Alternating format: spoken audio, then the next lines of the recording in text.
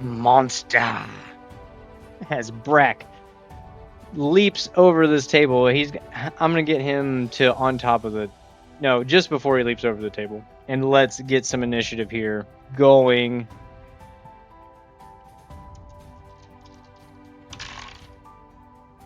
All right, Zargo is up first. Zargo knows that she told Brack that he can kill Amari, but I think Zargo's going to try to knock him unconscious.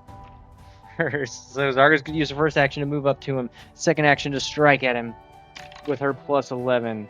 Oh, before we do any of that, I'm going to keep that roll. It's a 13. We need to find some stats for Amari. I don't have those set up just yet. Our heroes are level 3, so I'm going to make him a level 5 character, which means theoretically he should be an average fight for a party of 4 at level 5. Meaning for our party of 3 at level 3, a creature level 5 should be a pretty good fight. Because I don't want this to just be like a walkthrough like they've been getting. I want them to actually test their mettle just a little bit. Alright, so for this fight, I'm going to take his picture out of this, actually, and we are going to use the stats for this red cap, which is its creature name, and that is going to be Amari for this fight, because it's a creature level 5, and it kind of fits the bill just a little bit. So Zargo runs up, and there's 13 plus an 11 for her attack bonus, which is going to be a 24. Does a 24 hit? Yes, it does. Barely, though. It's going to be a tough fight, honestly. But a 24 hits. Zargo is still currently holding her shield and sword in hand, so she gets a D8 plus 4. It's going to be 9 points of damage.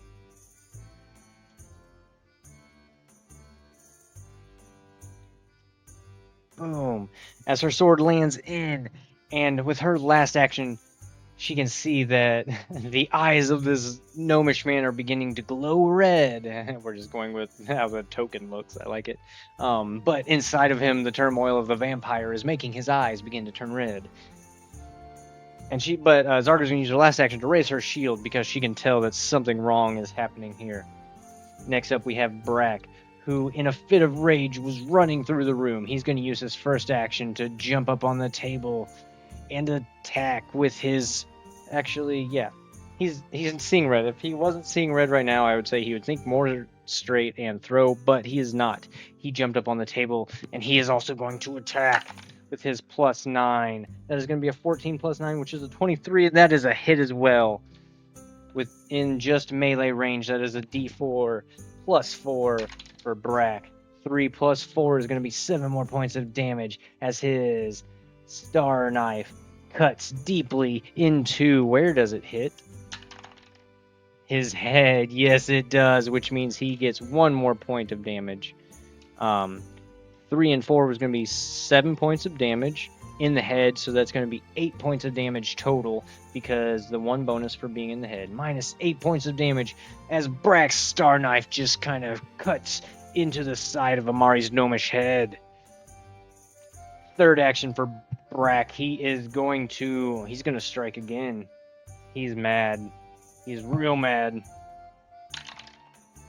That is a nat 1, which is a miss. Alright, so I don't even have to do the math with that. Next up, we have Vega in the back of the room. She'll move up within attack range. And her second action, she will strike with her plus 9 and her short sword. Oh man, that's only a 17. That's not going to make it. And she's going to use her last action to also strike once more with a 2, and it's a failure. The Amari, the red cap, Amari is up, and he has a lot of bonuses, unfortunately. Amari draws a sickle from his hip, and he raises it. And who is he going to attack? From left to right, I'm going to roll the d6. 3. That's going to be Brack. Of course it is.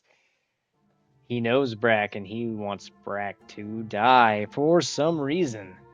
And he attacks Brack with his sickle. That's going to be a plus 15 to hit. Oh, man. Oh, even with a 2, that's a 17. That barely misses. Brack jumps up, dodging the sickle attack that swipes, knocking things off the desk.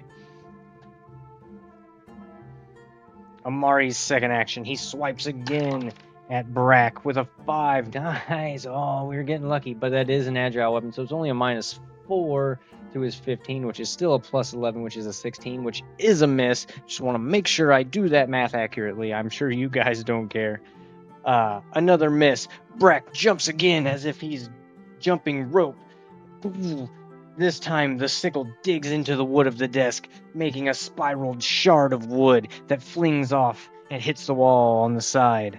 With his last action, Amari raises the sickle above his head with a downward slice. This time, this lizard man can't dodge this. Ooh, with a natural 1, but he can. Brack doesn't dodge it, but with his star knife, he comes up and meets his sickle and dashes it out of the way. Ooh, we got lucky that time. We are going to need to do some serious damage this time, though. Zargo is up. Zargo's going to use her first action to move into position so that she is flanking with Vega. That is going to effectively throw him off guard, which will lower his AC down to 19. And then Zargo grits her teeth, and she winds up for a vicious strike, which for for Zargo, that means if she makes contact, she gets to roll an extra damage of die. Damage of die. Wow. She gets to roll an extra die of damage. I sound like that guy off of Robin Hood Men in Tights. Gets his words mixed up. Oh, come on, Zargo. If you ever hit, we need you to hit now. Oh, yes, you see it. I can't make that up. That's a natural 20 for Zargo. Yes, on a vicious swing. So, yes. It is still only one-handed, though, so she gets to roll 2 d8s and then add 4. So let's get the damage. 7, 8, 9, 10, 11, 12 plus 4. That is 32 points of damage. Good job, Zargo. Where does she hit? Where does she hit? In the torso. I don't think she swings. I think she thrusts. And she thrusts directly into the rib cage of Amari, puncturing his armor and deep into his skin. Slides right across one of the ribs and into some of his organs. With 32 points of damage. Good job, Zargo. Holy cow, this fight might be over. Okay. That was her last. She didn't have a turn to raise her shield this time, though. Brack is up. Brack, after dodging both the attacks from at his feet and then throwing the third attack out of his way, Brack is feeling confident, and he punches straight forward with his star knife, using one of the points almost like a punch dagger, and he strikes at Amari. He does not benefit from the off guard position, but oh yes, I think he's still going to hit. He definitely still hits. 19 plus 9 is going to be a 28. Good job, team. Holy cow, you guys are really coming together for this. Okay, so it's going to be a d4 plus 4. 1 plus 4 is going to be 5 points of damage. And that was only his first action. Second attack, his second action going to attack with a 16 plus his 5. It's going to be a 21, which is perfect. It hits as well. Another d4 plus 4. 2 plus 4, 6 points of damage, which is exactly, oh my gosh, I cannot make this up. It happened again. Holy cow. Amari didn't even get to land a hit. Okay, now, for theatrical purposes, Brack's star knife makes contact once more. Where does it make contact this time? In the head, of course it does. Brack is angry and he stabs it once again into the head of Amari. Amari drops the sickle to the ground out of his hand, and he begins to stumble. He can't fall backwards, but he bounces off the solid stone wall behind him, and he kind of falls down to one knee, and he clutches his chest where Zargo punctured him. And he's still fighting the vampirism inside of him, and that is the only thing keeping him from all out collapsing from blood loss right now. And, Brack, you don't want to kill me. If you kill me, the whereabouts of your son will be lost into the abyss. Brack looks at Amari. The aggression in his eyes begins to fade ever so slightly. We need a fate chart roll for this. At a chaos factor of 6 still. Does Brack talk himself out of killing Amari so that he can find information out about whatever happened to his child that apparently was cut out of the womb from Dordan? I'm thinking it's I'm teetering between very likely or likely. I know it's a minute difference, but that is a difference, and it could be a difference in the outcome of the die roll. I'm gonna say it's only likely because he is still very angry. So it's only gonna be a likely. He might make the wrong decision, and he might look back on this in the future and regret his decision. Does he talk himself out of killing Amari? Chaos factor 5, likely odds 73. He does. If it was a 75 or more, he would not have, but he does. Something in the back of his mind just reaches through the red that he can see and grabs himself in his subconscious, and he knows for Dornan and for their child, he will not kill Amari yet. Brack grabs him by his collar. He says, the only reason you will not die here is because of the information that you will give. And he just kind of presses him against the wall. Vega, Brack, stop. You will kill him unintentionally, I believe, if you do any more forcefulness. Here, let me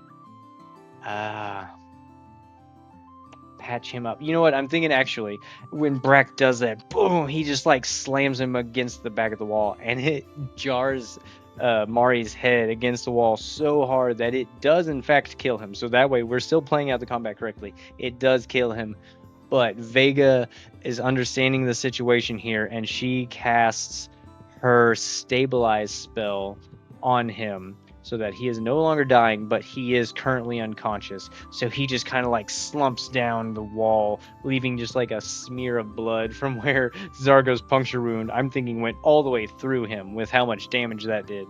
So like he's bleeding out his back, but it's like now there's just a smear down the wall where he just kind of slid down and is now slumped against the wall in this room. All right. Brack turns his back and he walks over to the wall next to the door, and he just punches the wall as hard as he can. And he's just kind of like in his own world right now. Okay. Vega is kind of tending to Amari, not necessarily with compassion or anything, but she is just kind of like making sure that he is still alive. His heart is at least still beating somewhat, or is alive in some form. Maybe his heart did stop and will not ever start back up because his vampirism is going to keep him alive, but he is not going to have a need for a beating heart any longer. I'm thinking I like that actually. So that I think is going to be done. His heart pumped one last time for the last time. Okay. All right. That was awesome. I could not have planned that any better. I really like how that went. So Zargo, she is still on the lookout for this item. Now, let's up the odds. Is that item that Zargo is looking for, the item that was stolen from the museum in the beginning, is that item in this room? And I'm thinking that the odds are going to be very likely. On a Chaos Factor 6, is that item in this room with a 20? That is a yes. Finally, right behind Zargo on this table with the books and all the random stuff on it, Zargo sees a very familiar. Now, she never saw this item in person. She's been looking for it though, and she had a very accurate description from the curator at the museum. And this fits every single description that the curator was able to provide at the time. Zargo looks at it and almost giggles with giddiness. Ah, I think I finally found it. I think I found my missing item. I think I might have solved my first case as an investigator.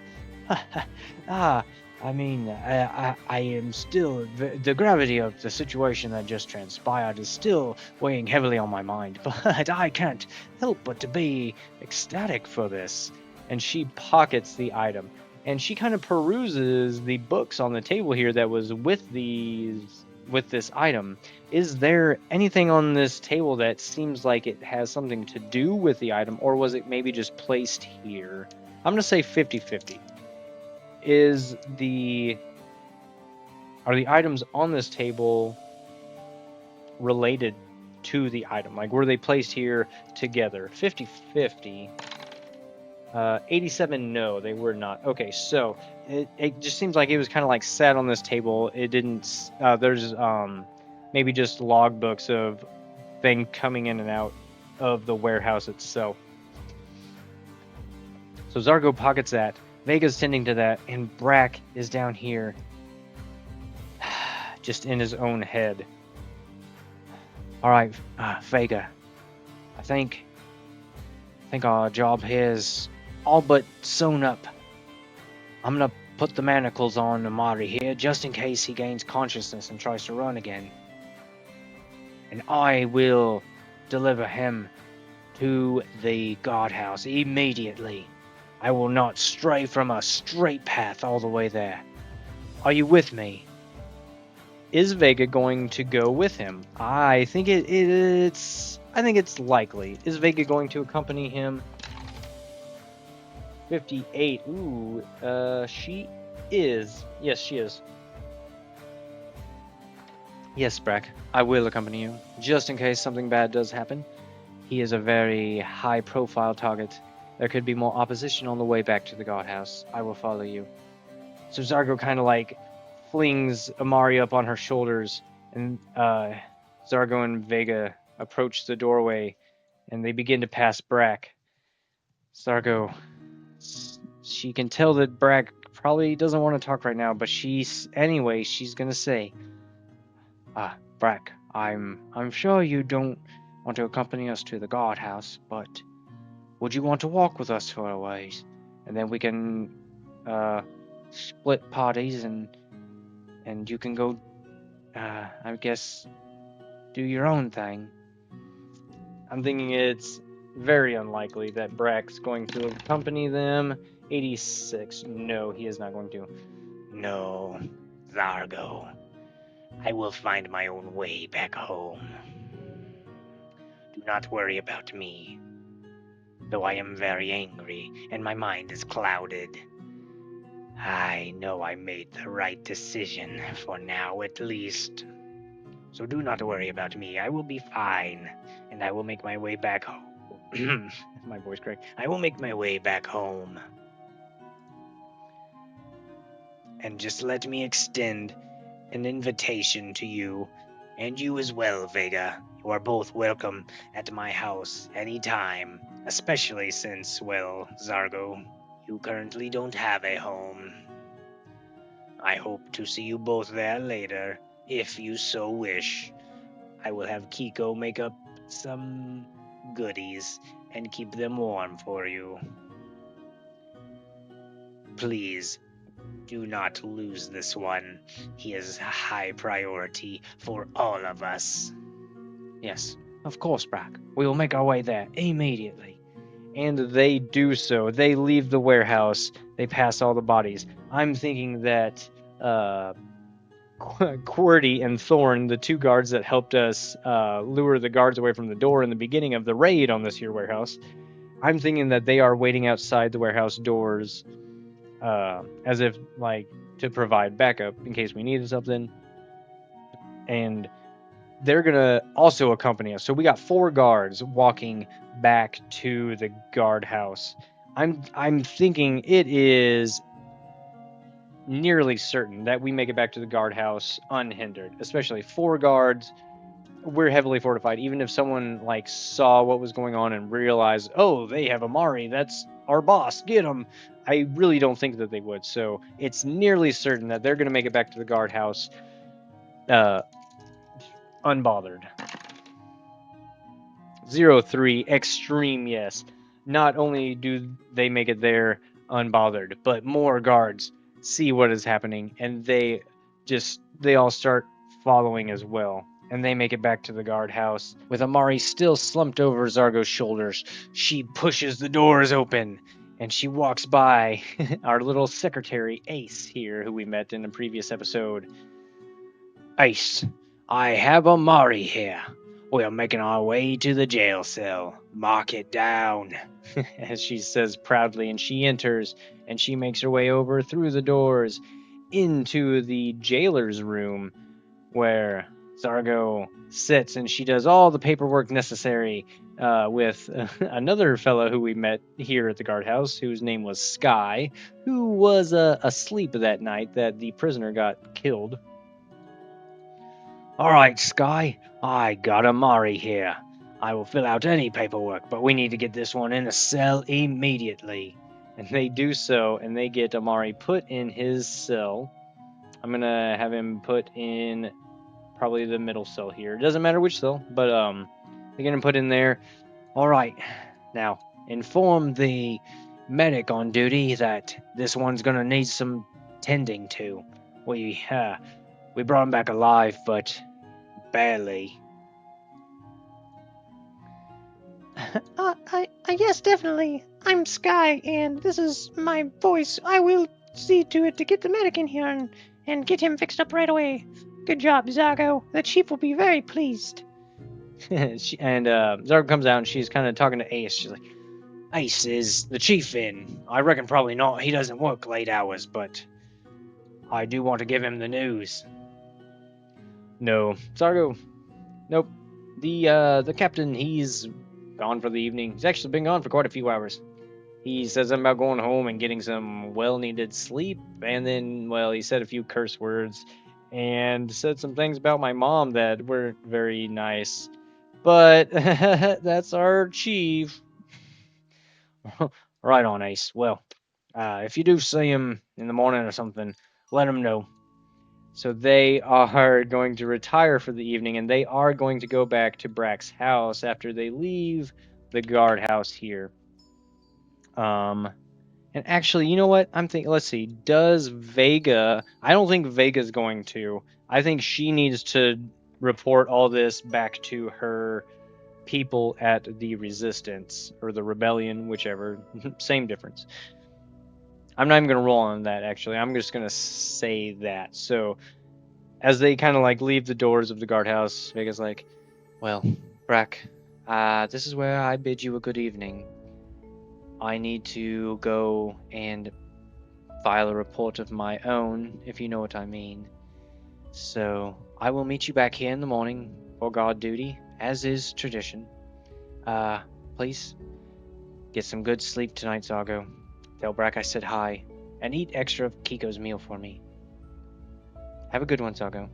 And they split ways. Zargo goes back to Brack's house. Vega goes off and does whatever it is Vega does.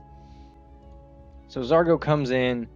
I think Kiko kind of hears him coming in. Or him.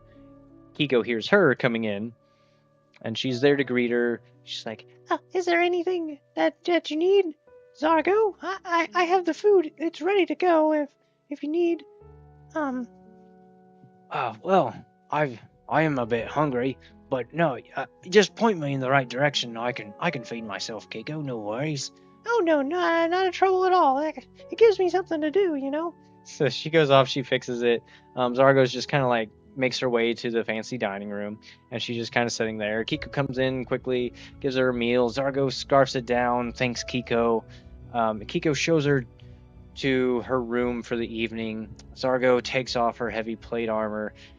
She rests her weary bones. She actually took no damage that whole fight, even against Amari. She took 0 damage. Actually, nobody took damage when they fought Amari. He was really anticlimactic. I tried to make him really tough, and if he hit, he was gonna hit hard. So we got really lucky in that aspect. But yeah, Zargo has no trouble falling asleep tonight. She's tired, unscratched, but very tired. And she wakes up in the morning.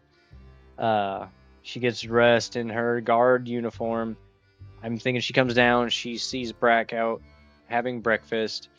I think as she's coming down, she sees that Brack and Kiko were having what seemed to be like a pretty serious conversation. And Zargo gets the feeling that he was telling her basically everything that happened, probably about their child. Because I know Kiko knew that Dordan was pregnant. So I'm thinking that Kiko's just now getting the news that Dordan has passed and that something has happened to the child, and that Amari is in custody, and Amari has information that they really need to know about what happened to Brack's apparently son. I don't think Brack knew the sex even, but Amari spilled the beans on that. So Brack has a son. He knew he had a child, but now he knows that it's a son. But Zargo doesn't let it be known that she kind of knew what was going on. So she kind of comes in. She says, "Hi, good morning." She refuses breakfast. She says, "No. I gotta make my way to work. I'm almost running late as it is, you know." So she scampers off to work, and she makes her way back into the guardhouse. And she comes in. Ace is still there. I don't think this guy ever gets any sleep. He's just the secretary night and day. I think he takes power naps, just like in between. And he's like, "Zargo, bad news." Zargo immediately like, "No, Amari escaped." "No, not this time, Zargo. Amari was still in custody. And actually, we patched him up, and he seems to be doing a little bit better than he was doing last night. But Vega is in custody too." "What do you mean Vega's in custody? That doesn't make any sense." "You're gonna have to talk to the chief, Zargo. I really don't know myself either. If you figure it out, let me know. I'm just giving you a heads up." Zargo trudges her way in. She just goes immediately to the chief's office. So Zargo marches in. She pushes the door open to the chief's office. She barges in. She doesn't even bother sitting down. She comes and stands next to the chair. "Chief, what is this? Ace told me that Vega's in custody. For what? You realize what we did last night? We captured Amari." Yeah, Zargo, I know you captured Amari. That's real good work, and you captured him alive, and guess what? The bonus is yours, just like I said it was gonna be. But you know what? While you was gone, Zargo, we did some figuring out. We did some investigative work, and guess what we figured out? You know, the guard, the Drew fella, the dwarf, the one you brought into custody the first time, the one that was killed in this jail cell, you know, and how miraculously something was stolen from the archives, you know, where we keep all the evidence. That what was it? What was it? I have it somewhere here. Oh yeah, the ledger. It was stolen. Guess what? Nobody broke in because somebody had a key. And guess who had a key that night? And guess who wasn't around that night? It was Vega, Zargo. We put it together. We have clues, and nobody on the force saw her that night. Now, she had to have come in here, and somehow she got in there and she killed the prisoner, and then she made her way into the evidence office. It only makes sense. She hid in plain sight. Nobody would notice a cop going in there and getting something. So I'm sorry, Zargo, but I mean, it's coming from higher up even. The people inside the City of Promise, they're the ones that sent out the warrant for her. So when she came in to clock in this morning, we took her into custody. She's sitting in the jail cell now. So if you want, you can go in there and talk to her before we gotta bring her up to the main gate so she can be taken in for questioning inside the big city. You know what I mean? No, I don't know what you mean. It doesn't make any sense. Is there any eyewitnesses or anything? I don't understand. Is there anything you can do? I know for sure Vega could not have done this. Well, whether you're sure or not doesn't change what's going on, Zargo. Look, just go and clock out for the day. I'll give you the day off. We got plenty of guards going on here, and now with Amari out of the picture, there's not going to be much trouble on the streets. And apparently, I got word this morning that Laughing Rats gang has even calmed down a little bit too for some reason. I don't know. Do you know? Because I don't know. But I think we got it covered today, so if you just want to take the day off or something, you can collect your reward from the payoff office and just go enjoy yourself. I don't even know what to think here, Chief. I'm gonna go talk to Vega, and I'll figure something out from there. So, Zargo leaves the office. She's basically sprinting over, and she bucks in. She's, Sky, I'm here to see Vega. Let me in. Yeah, I mean, of course, Zargo. And Sky opens the door. Zargo comes in. Vega. Hey, Zargo. I told Chief you didn't do it. There's no way you could have done it. I just don't think he understands. But apparently, yes, I know, Zargo. Somebody in the city sent for my capture. I'm not sure what's going on here either. You know what? I know on my side of it that Vega didn't do it. I'm pretty sure Vega didn't do it. So I'm going to roll just in case. I think it's impossible that Vega did it. And if she did do it, I think maybe she stole the ledger. That's the only thing I know for sure she did not kill the prisoners. But let's just roll just to make it into a roll so it's not just me making up a story here. Was she the one that took the ledger? I'm thinking it's impossible. We're still at a chaos factor 6. 20. That is a no. It's barely a no. But that is a no. No, Zargo, I did not. But I don't know what else to do. I think maybe my friends at the Resistance can pull some strings and maybe get me out of here before I'm taken into the city. Because if that happens, I'm as good as gone. Maybe not killed, but once you go inside the city, you're not coming back out. Zargo thinks for a second. Zargo doesn't know what to do. There's a lot going on. I think I'm going to make a roll right now. I'm going to have to sew this up. I'm definitely going to have to turn this into 2 episodes. I'm at an hour and a half almost. But, alright, Zargo's going to I think Zargo's going to make a very rash decision right now. And just because this is something that I want to happen, because I think it's going to set a few dominoes into motion. I'm going to roll now, and she's either going to break Vega out of this jail cell. If not, then she's going to request to be the one to escort Vega up to wherever they're going to meet at the main gate. Alright. So, does Zargo do something now? Something drastic? I'm going to say it's unlikely that she would do it right now. 20, though, is a yes. So she does something drastic right now. She goes down into the other office. She just walks away from Vega instantly without saying a word. Sky, I need the key to this cell. But why? Vega's locked up, and she's supposed to be moved later today, but not right now. Sky, give me the key now. And she is going to make an intimidation check against Sky, but I'm gonna make it only a DC 10 because I think he knows Zargo, and she's very much larger than him. Oh, a natural 1. Fuck. Okay, that's a no.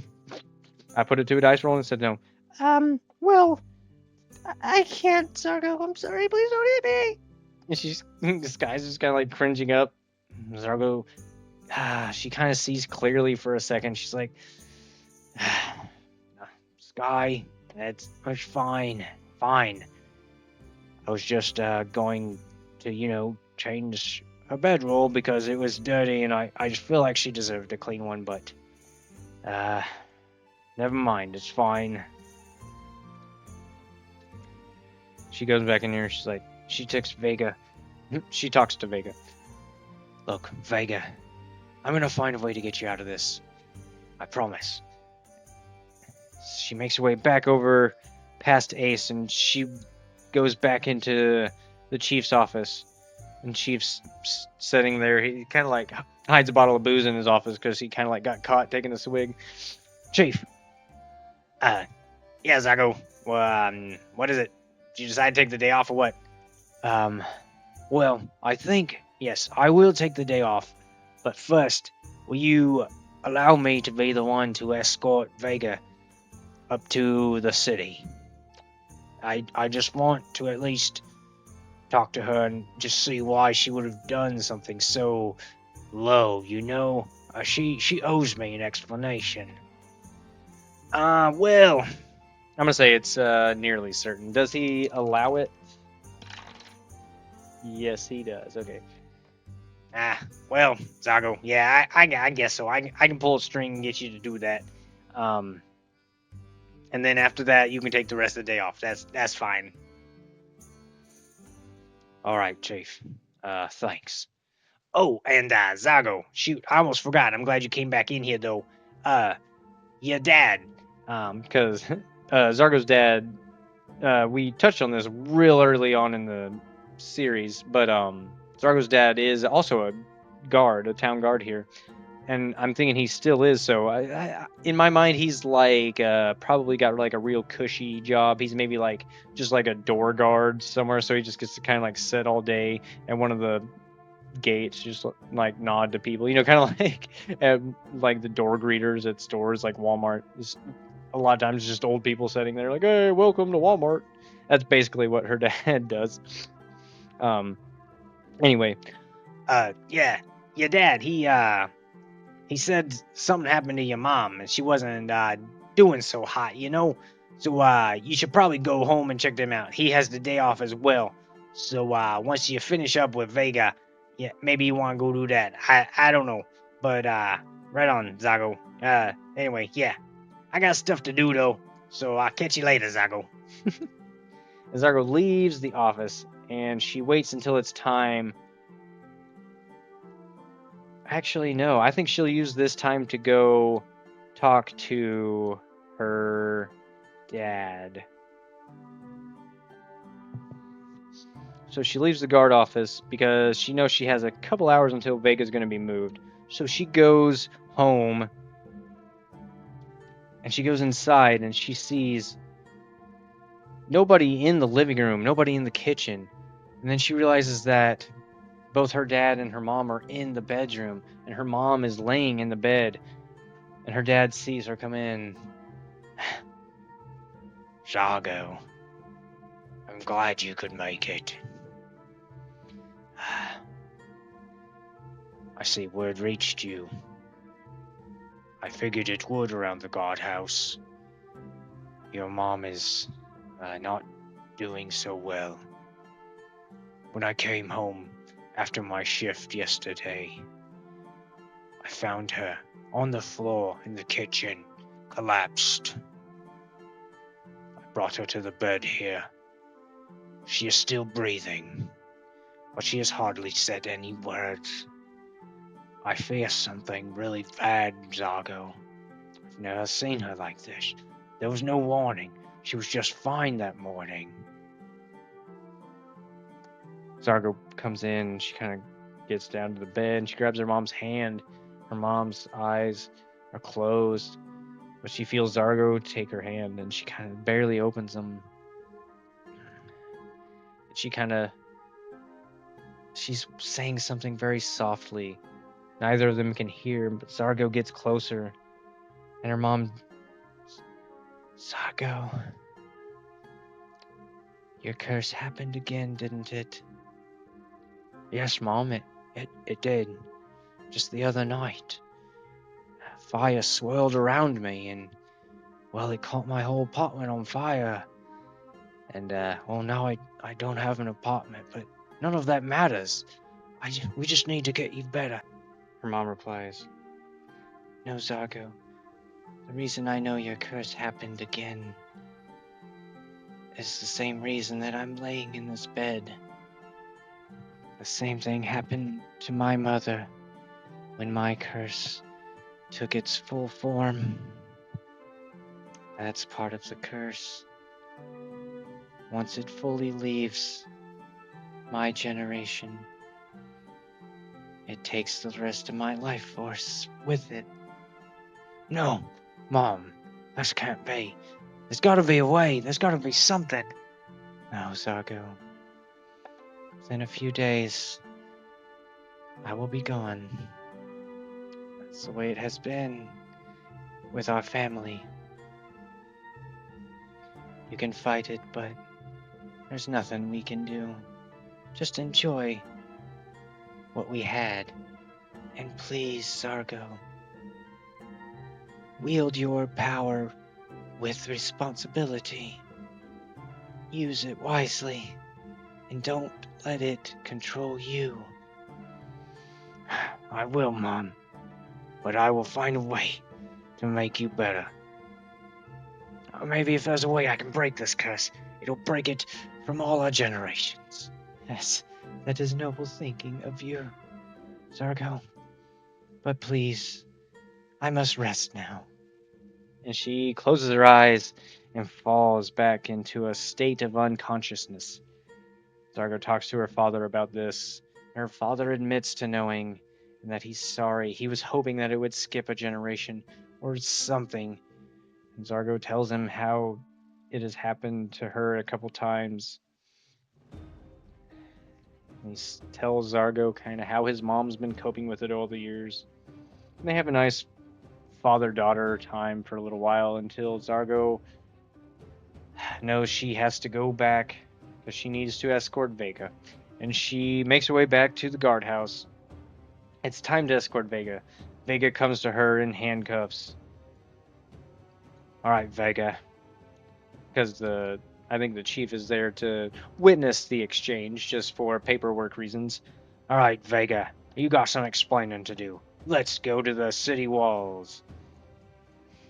And they make their way out as Zargo makes the chief think that she is going to do what she is told. But on their way there, they make a slight detour down into a ditch and into the blackened sewers because Vega is leading her back to the Resistance headquarters. And that, my friends, is where we're going to end not only today's session, but I am going to call that Season 1 of Zargo's Tale because, for one, that was pretty climactic. That's a hard word for me to say, apparently. We finished off the final boss. We have a little bit of cliffhanger for our next quote-unquote season. And also, I really am anxious to begin the Avatar series. And for me to kind of juggle two shows, I think it would be kind of difficult. I think I might come back and do this once I get a hang of the next game system and I can do them a little more freely. So that was Season 1 of Zargo's Tale. Thank you guys so much for tuning in. Now, for sure, next week, I'm going to begin our Avatar series, which I'm very excited for. And then in the future, after that, we're going to be starting a Fallout show. I think we will I don't know. We'll figure it out. And my goal originally was to do like Pathfinder 1 week, and then Avatar the next week, and then Fallout the third week, and then kind of like just keep bouncing back and forth between them. But I don't know if I can accurately give enough attention, I guess, to each individual one by just alternating week by week. So maybe we'll do like a month and a month and a month. I'll figure something out. But thank you guys so much for watching. This was an extra long one, but hopefully it was worth it. And I will catch you guys next time as we begin our Avatar series. Thank you guys so much. I have had a lot of fun, and I really hope to continue having fun in all manner of dice rolling. And as Vega leads Zargo down the stairs and past the iron lattice gate, they both fade into the darkness of the sewer tunnels on their way to the rebellion headquarters. And that, my friends, is where I will stop for now. I am feeling a bit hungry. Oh, I see there are a few more of you here than when I began my tale. Well, no worries. I will return after I find my next meal. There are so many new adventurers wandering through my forest that it shouldn't take too long at all. But when I get back, I will tell you how Zargo stopped the plans of the vampire from the warehouse. So sit tight. Not that you have a choice.